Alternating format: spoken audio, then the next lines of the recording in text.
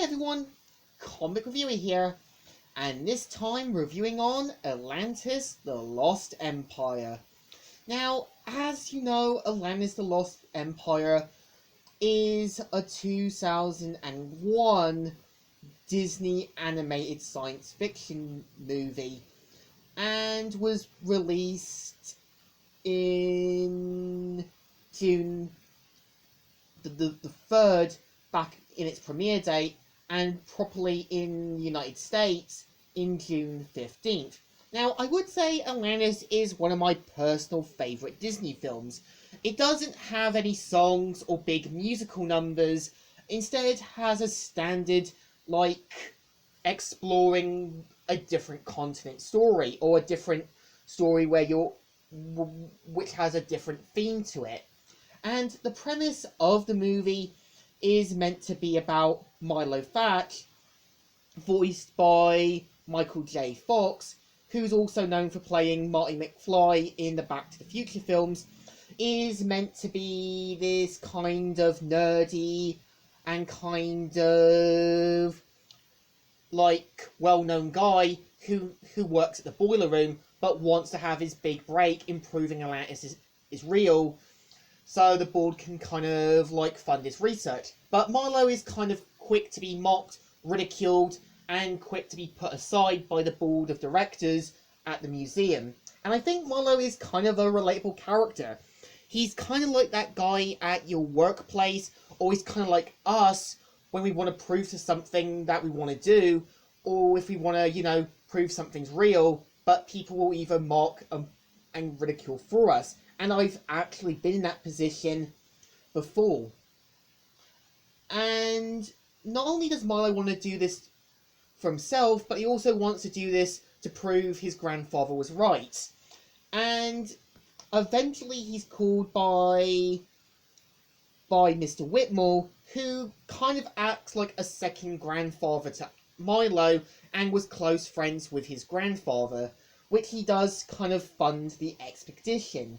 So not only does Milo kind of play a crucial part in discovering Atlantis, we also have the other crew members who kind of want to, find out about Atlantis.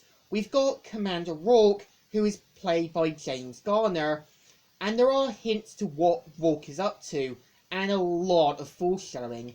And you've got Helga, who's basically the Yes 2 woman, and kind of portrayed as a bit of a cold-hearted person, but there are signs to show that she does show some regret, but not fully. And you've got some of the other members, like Sweet the Doctor, who is kind of this well-likeable and more reasonable guy. You've got Vinny, who's the demolitions expert. Audrey, who's like that girlfriend you had at college or at school, who's kind of the sassy mechanic, and I think he works quite well. And you've got Mole, who's this kind of weird French guy. And you've got Packer, who is kind of this grouchy old woman. And Cookie, who is pretty much voiced by the same guy who voiced Slinky the dog. And this was his final film role. So I would say the film itself does come off as a bit too quick.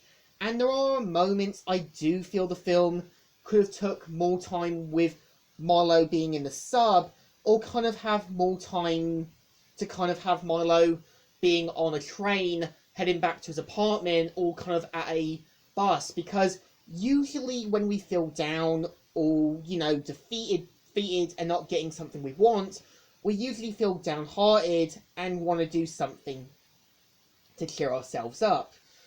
And what's actually interesting is that the makers of the film didn't want to base Atlantis on a kind of Roman city, but instead basing it on what they thought would have been more appropriate, and I think it works well. And yeah, they also did create their own language for Atlantis, and even the production team visited New Mexico Carlsbad caverns to get sense of the underground areas for the kind of underground scenes. And I would say Atlantis does deserve its cult following, because It has a good plot. It doesn't involve any musical numbers. It doesn't have any comical moments. It's a kind of serious Disney film. And while the film had its cult following, the film came off with some consequences. There was plans for a TV series called Team Atlantis that never went through, and tragically ended up becoming the second Atlantis movie. And as well, a planned attraction for the Disneyland area never came to fruition and never really happened. And I would say that well, Hunchback of Notre Dame has its musical numbers, it had its dark theme. The point of Atlantis was meant to show that Disney can do something serious without any songs. And I think Atlantis was meant to be that simple, like, hidden gem that I think was hidden under the rug. And I think when we do have Milo getting to know the other characters, you can tell some of them aren't bad people. Some of them have their reasons for wanting the money, which is kind of understandable. Is that it's like when you need money to support your family, your loved ones, for operations and that, it's understandable. And I feel the casting is perfect because these are trained actors, and I definitely think they hit the ball on this. So I think somewhere Atlantis risen up with a good cult following.